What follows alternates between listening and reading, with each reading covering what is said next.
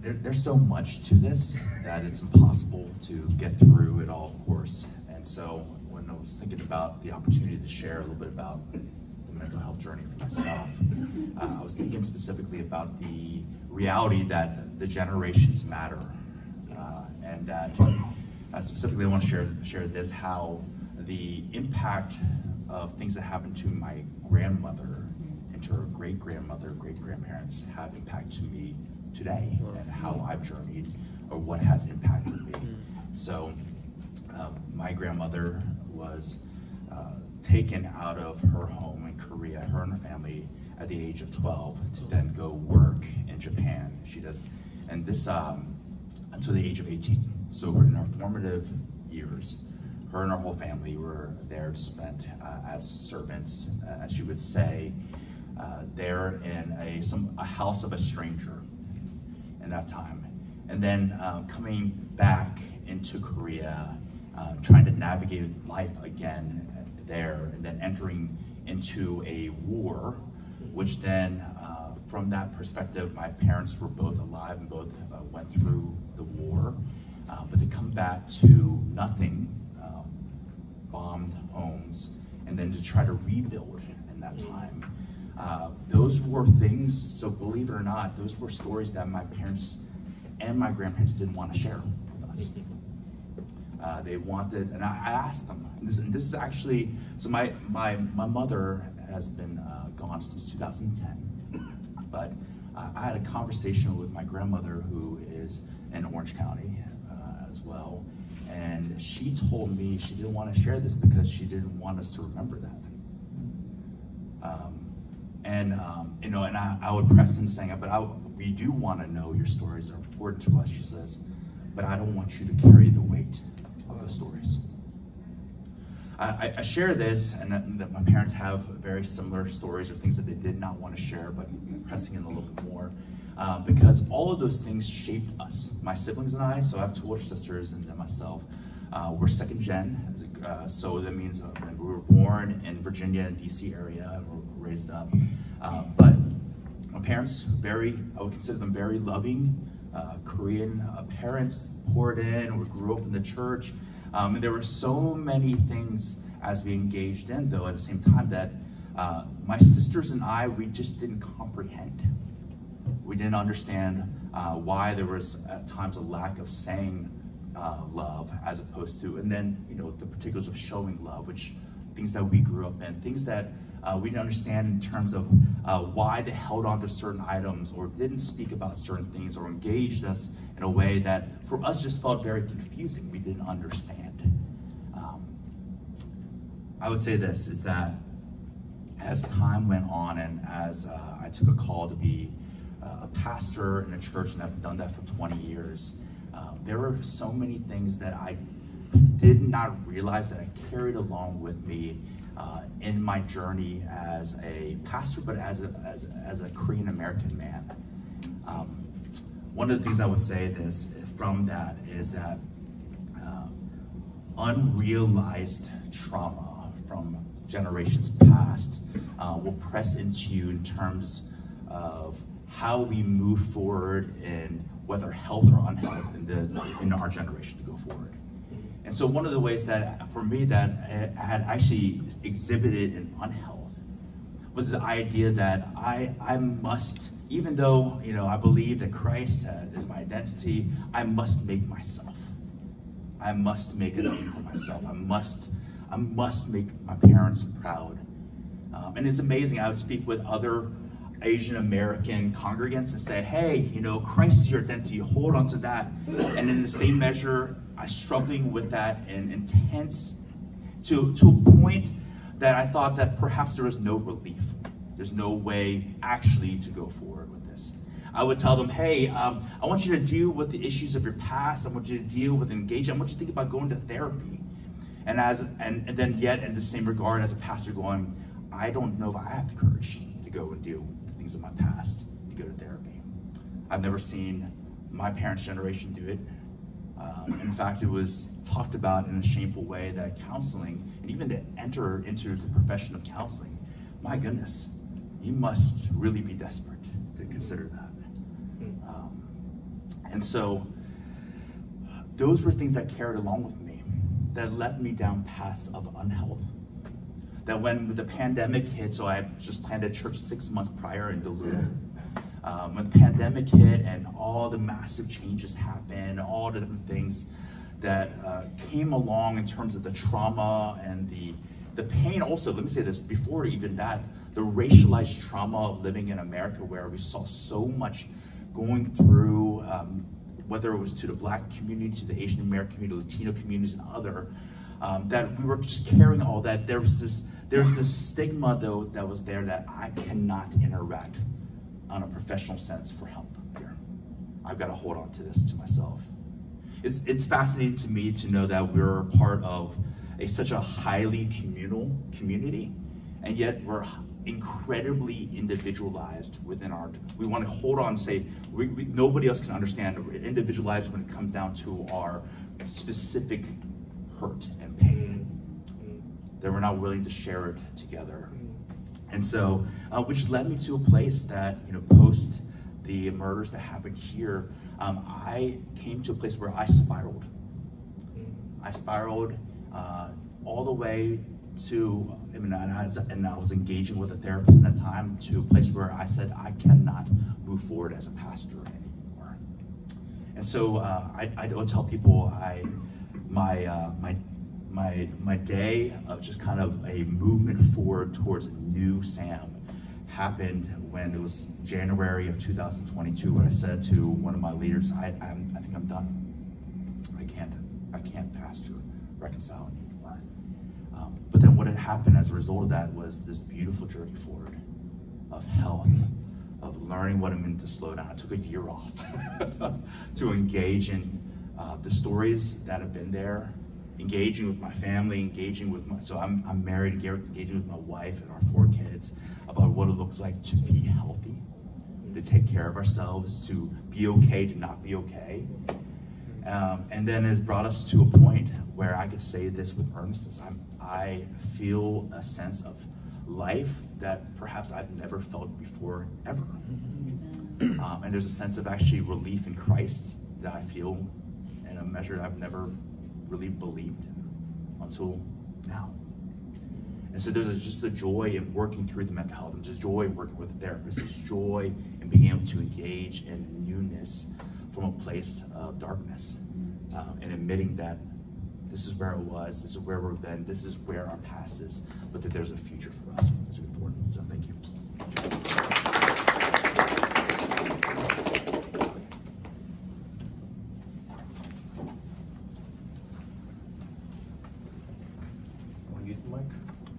Either way, let me do it. Because I see you have notes. Yeah, sure, just hold this. Thanks. Okay. Good afternoon. Can you hear me back there? Is that okay? All right. Name's Roger Lynn, licensed psychologist. I want to do 2 things for this part of our talk. I just want to give a framework of emotional intelligence. It's been so helpful for me personally, for my family, for my marriage, and for my work, to learn this and to teach what that means. What is emotional intelligence? So I'll do that for a few minutes.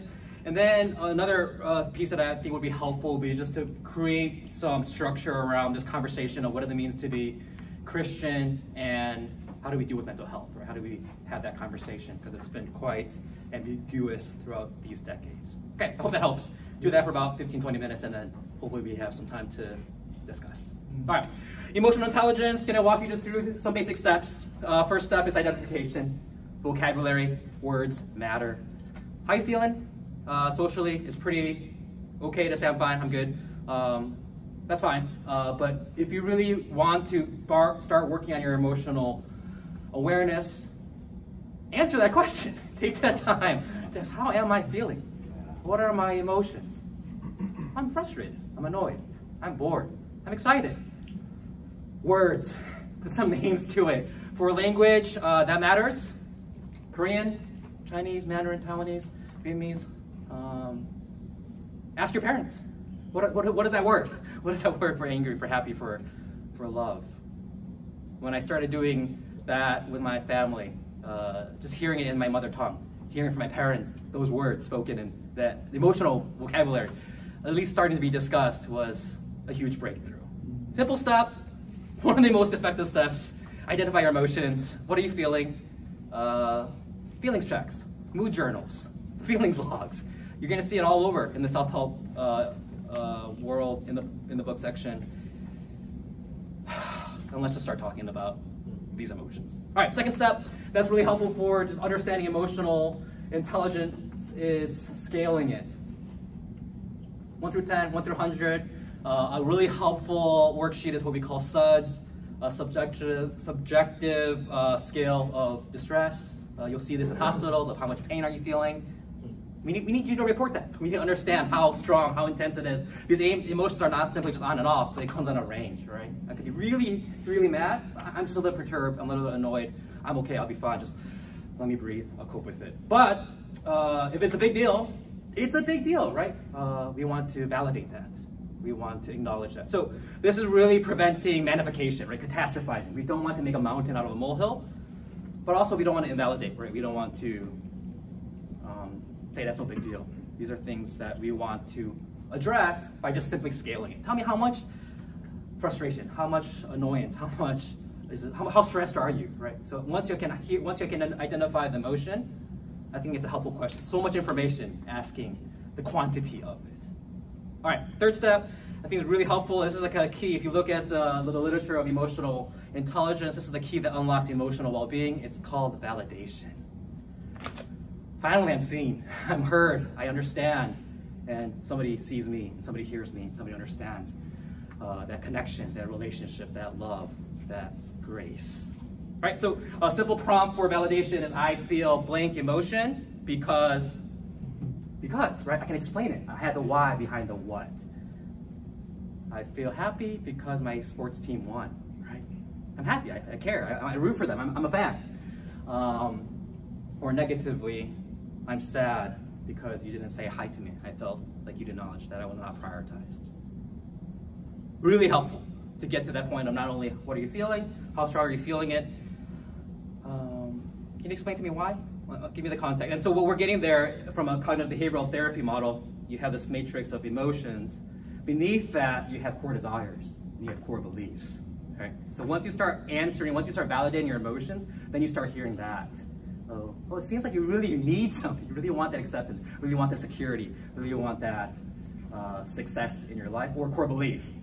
I really believe that if I worked hard at that, I would have gotten that outcome. Okay, but what do you believe about brokenness and fallenness and when you don't get what you want? We need to have a belief system around that. Make sense? So I'll spend a lot of time there. Once we get to the identification, getting kind of what Brene Brown calls these atlases, right, of emotions. We'll get to the scaling. That's really helpful just to make sure that you're not overreacting or not minimizing. Let's just scale that properly. And then we'll just spend a ton of time telling those stories of where did you learn this? Where did you get this model? Where did you get this belief about that emotion that you're experiencing? All right, lastly, the most important, I mean, these are all important, but most practically for emotional intelligence is this fourth step of emotional expression, emotional action. And the typical question I'll ask is location. Tell me where you feel that. Tell me where you're putting that. And I'll typically start with the body, all right? Are you tense? Are you energized? Are you lethargic? Is your stomach hurt? Do you have a headache? And yeah, most of the time with this population, with Asian Americans, they'll have answers for that in terms of, I'll let you know where I'm feeling it physiologically, and that helps, just to start giving them some context and some self-modulation. And then I think it's very strategic. Then you can start being very productive with your emotional awareness. I'm gonna do something about it. Especially if it's positive emotion, I wanna reinforce that. Where were you happy? Where have you been excited? What are you looking for? Where do you feel that joy, that peace? Tell me about those experiences. Let's schedule that. Let's plan for that. Let's build that into your lifestyle. And then negatively, yeah, let's problem solve, right? As much as we want to validate and acknowledge emotions, I don't want you to feel that way. I want you to feel less depressed and less anxious and less compulsive. Okay, how can I act that out? Who do I need to talk to?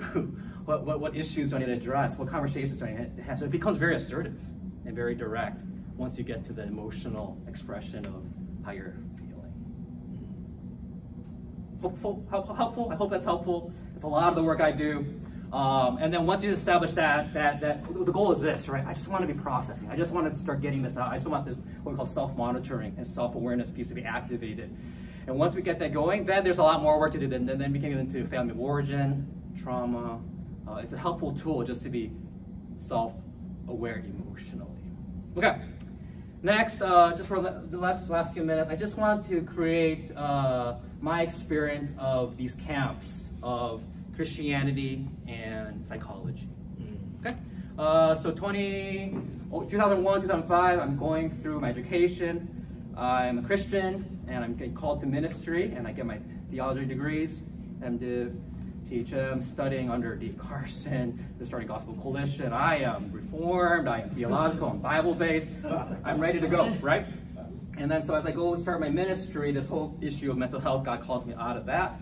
And so I am a mess. I don't know how to figure this out. And so I meet this guy named David Myers at Hope College in Michigan. And his explanation is what we call level explanation. All right, so this is coming from, you guys know that book, 5 Views, Psychology and Christianity by Eric Johnson. Pick it up, really helpful just to articulate. I'm borrowing from that. What he does is takes this concept of Christ and culture, right? Sacred and secular. How do we view it? How do we read our Bibles? How do we live this out? And then D. Carson revisits it in 2012 with his book, Christ Culture Revisited. So he walked us through kind of his paradigm, and it really helped me just start to make sense of what does it mean to be Christian, and where does psychology fit into that? All right, so David Myers really helped. What he says is, this is his presupposition. He says, there is good in all of creation and human endeavor. There's common grace. God is good. And there is general revelation. God is revealing himself in this earth. So that freed me. Right? I didn't have to like hold the banner up of the gospel and teach Bible. I could let that go and suspend it and say, I want to do a deep dive in psychodynamics, and I want to learn CBT, and I want to learn family systems. And I did that, and I did that for years, 5, 6 years, just to read as much as I could, get trained under these good things to heal and to help. So look him up, David Myers. I've been following his ministry. He's in his 80s now, still writing prolifically. And so this is how I got onto him, because he's writing textbooks on psychology, secular psychology, for AAPI psychology. If you look to most college courses of psychology, you'll see David Myers. And I'm like, whoa, it's winsome. It's a positive psychology. He writes about happiness. And so that really helped me. I say, okay, there is a space here. There is common grace to talk about mental health, psychology, and not have to bring in the Bible. All right. That got me pretty far until I got to Wheaton, interacted with Fuller, and what they're trying to do, let me read their presupposition of what they call Christ and culture and paradox. We have to hold this tension. They say, God ordains culture and science, and we should work within those institutions, but also God's kingdom is here, and it demands our obedience. If you do believe in Jesus and call yourself a Christian, but we still have to live our lives. So it's holding that tension. It's a paradox. And so I got trained in that through Rich Buttman. He wrote this book called Modern Psychopathology. So what he's doing, he's taking the DSM, and he's trying to answer it through a biblical lens. And so as he was mentoring me, he says, Roger, this is horrible. You're getting attacked from both sides, right? The churches are excommunicating me. They say I'm kicked out because I'm not being biblical enough. And then the psychology side is saying, why are you proselytizing? He's like, I'm not trying to do either of that. I'm just trying to hold that tension. And so they created their own camp. They're called CAPS, Christian Association for Psychological Studies. Fuller, they're way ahead on this. Jessica Chen Feng, a colleague, Seung-Young Tang. Those are some of the Asian American integrationists, is what we call this camp. Have been really helpful just to form my practice. So for the past 10 years, I've been primarily an integrationist. I both identify as a Christian, and I am holding the tension of salvation, grace, redemption, but also your emotional well-being. All right, last category that I am now starting to step into is what we call biblical counseling. We've got to talk about it because it's been there. New Theta Counseling, CCEF, which is Christian Counseling Education Foundation. Here's their presupposition. They say that all that is good in human culture is a gift from God and can be mediated by the church. So their vision is, what if we can have the church provide counseling? And what if we can use biblical language? Sin, salvation, redemption, worship. Churchy words, right? And so biblical counseling wants to claim those terms and those practices. So David Powlison passed away. He wrote prolifically, kind of spearheading this movement. Jay Adams was the founder, Competent Counsel back in the 70s and 80s. And then Seeing with New Eyes, Powlison's work really kind of sets this groundwork. And now the current kind of advocates are Paul Tripp, Tim Lane, Ed Welch. These are the guys that are really writing about what if we can restore the church to do some biblical counseling. For the Asian Americans, I've interacted with Monica Kim. She's leading that conversation. And the new up-and-comer is Esther Liu. She wrote a great book about shame. If there's any book to write about Asian American mental health, it's Shame. So she did a great job. They just had a conference last month, and she presented there as well. That's been my journey, going through those 3 camps. It's been difficult, but conversations like this has really helped me continue to mature and grow as I continue to help and love people. Thanks.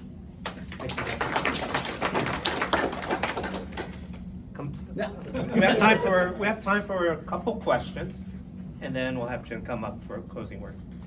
So, any questions you have for Roger, Luke? So I like practical things, practical tools. So I really appreciate how you shared with us in the beginning about identifying the emotions, scaling.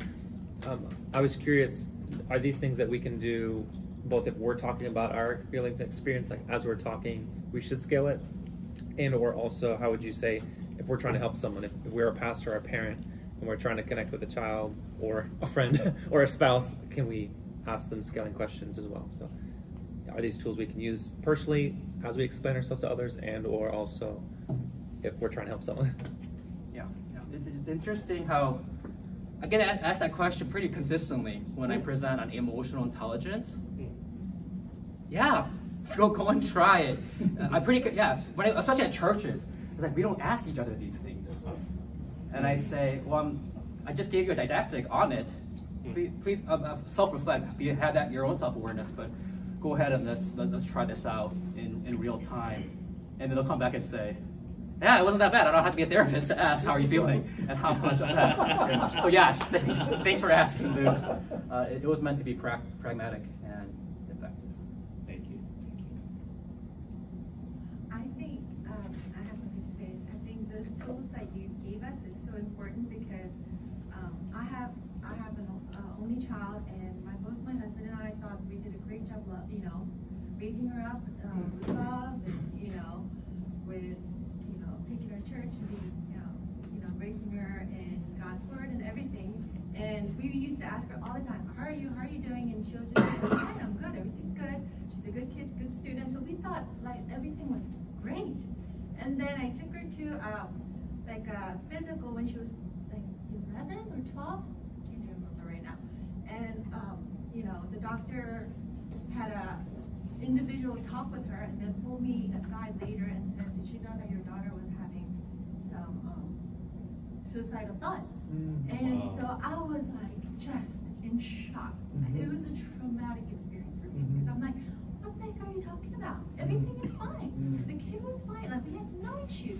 And she's like, you need to have some conversation. So that's when, it's just, I have talked with her, and luckily she said it wasn't like, she said, this is normal, mommy. Like, kids are researching all of these sites. When they start having a little bit of, stress and, depression and anxiety and all that, they start searching and they come across all these sites talking about suicide, and it's just, kids are talking about it all the time. It's just in you. It's constantly exposure all the time, and then they start digging and they think, I wonder, the kids who are not even all that, like, curious are searching and just getting into these, anyway. So now I should have went further to ask. I think these tools are so important, not just adults but kids. And I think everyone needs it. So thank you for sharing. Thank you. One more. I don't have a question, Roger, but I do just have a comment for you and for everyone that's here today. First of all, thank you for what you do. Thank you for even walking us through that step. I think it's so interesting when you talk to people and you say, how are you? People almost look for you to just stop and just so they can keep moving on with their day. So thank you for making us more intentional about making sure we kind of stop, ask, and then look for a response that may not be necessarily good or fine. And I think that's just so important. What I just want to just say for this group today is just, it's very commendable that you all shared your own stories and your own testimony. We all grow from that. So when you actually hear someone share the truth of their family or their parents or themselves, it kind of gives you encouragement to then go a step further and then to share even more. I am relieved as well that this stuff is coming up. As I mentioned, running for school board, one of my campaign platforms is mental wellness here in Gwinnett County, not just for students, but for staff. And it's such a taboo thing that when we look at administrators, we look at teachers, we almost think that those things can't affect them, but they're regular human beings as well.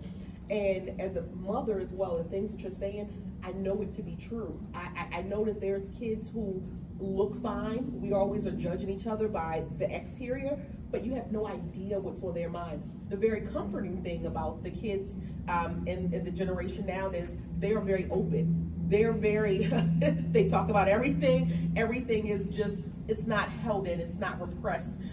So I just appreciate this. This is really, really awesome. You guys have given me some things to kind of delve into a little bit more on a personal level, but just thank you for what you do professionally as well.